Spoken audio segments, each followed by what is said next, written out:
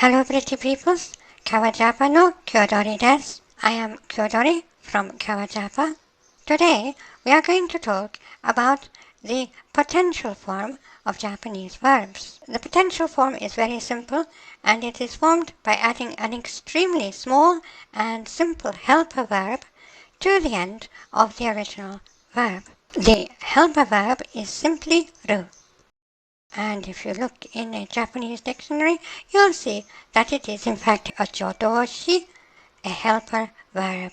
We attach this helper verb to the e stem of the original verb.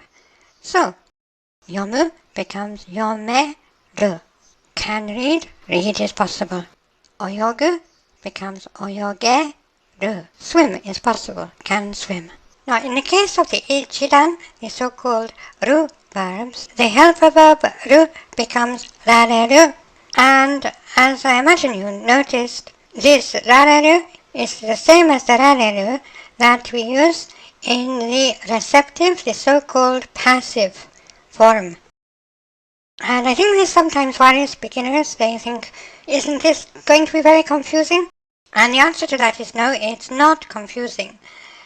In English, if you think about it, we have three very, very commonly used words, to, and do.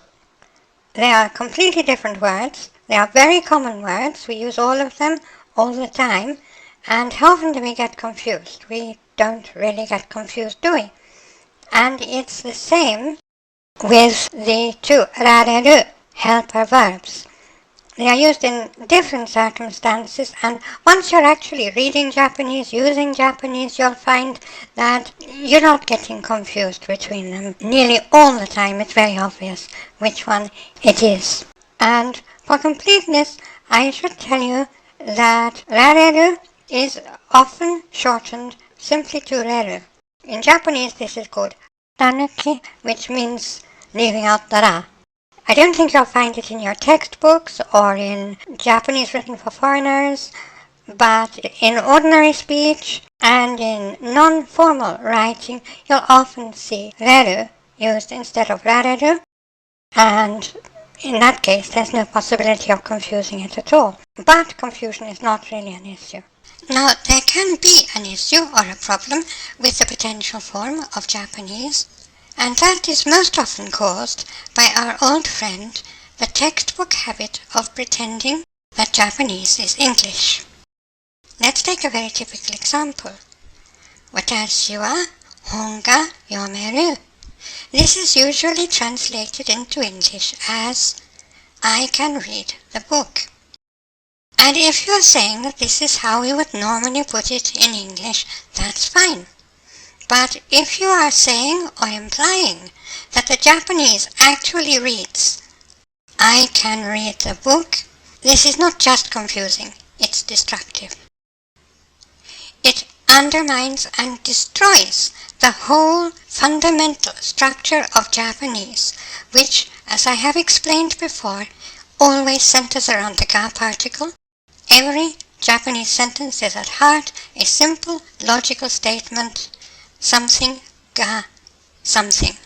The basic Japanese sentence is made up of something that is doing or being something, the subject or shugo, and the thing that it is doing or being, the predicate or the jutsugo. So the basic structure of this sentence is hon ga yomeru. The book is readable. The subject of the sentence, the jutsugo, the thing that's doing something, that is the book. The thing that it is doing is being readable. Watashi wa, if it is present, is the non-logical topic of the sentence, and the rest of the sentence is a comment on that topic. In relation to me, the book is readable. This works exactly the same way as Watashi wa hon ga wakaru. In relation to me, the book is understandable. Watashi wa nihongo ga dekiru. In relation to me, Japanese is possible. Watashi wa kohi ga suki desu. In relation to me, coffee is likable. It's the book, It's the coffee. It's Japanese that is doing the action of each of these sentences. And by trying to force I to be the doer of the sentences, we are completely confusing what ga does and what the other particles do. And this is important because as you get to more complex sentences, your infallible guide, your signpost, is the Japanese particles, and especially the ga particle. If you keep your eye on the particles, you always know what the sentence is doing. And saying things like 私は本が読める, saying that the doer of this sentence is I, that the sentence means I can read the book, is like putting a random magnet on your compass. You no longer have a working compass and you get very lost. Now some people may very reasonably point out that sentences like 私は本を読める are also possible in Japanese. This literally means I can read the book.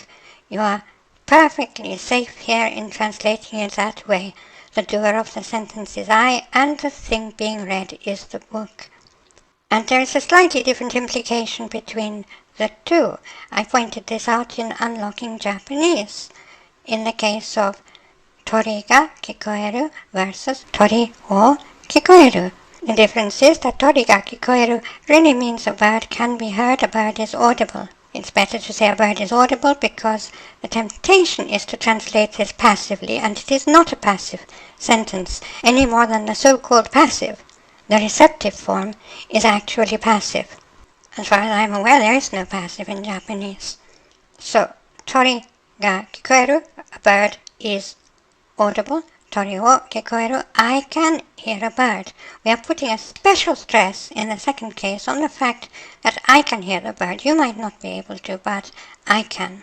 But the thing to bear in mind here is that in sentences like 私は本が読める, that is the usual, the natural way of putting it. You can put it the other way, but it isn't the usual way of doing it. If you look up on Google 本が読める versus 本を読める, you'll see that 本が読める is used approximately 5 times as often as 本を読める. So most of the time you are going to see it in that form. So it's important to understand what that form actually is. If you're translating a novel or something, it doesn't matter putting it into normal English. But if you want to know how the Japanese grammar works, you must be aware of what the ga particle is doing at all times. Because like the speed of light, the ga particle is always constant. It's always doing the same thing, and you can measure everything else by it.